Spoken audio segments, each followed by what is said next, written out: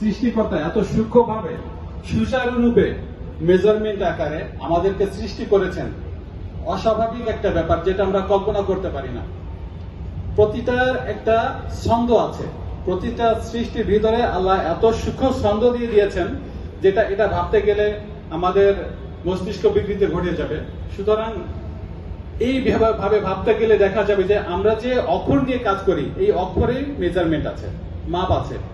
সুতরাং আমরা যখনই এই মাপজোক মেপে আমরা যখন লেখা শুরু করব, তখন আমরা বুঝতে পারবো যে আমাদের লেখা প্রগতির দিকে যাচ্ছে, উন্নতির দিকে যাচ্ছে।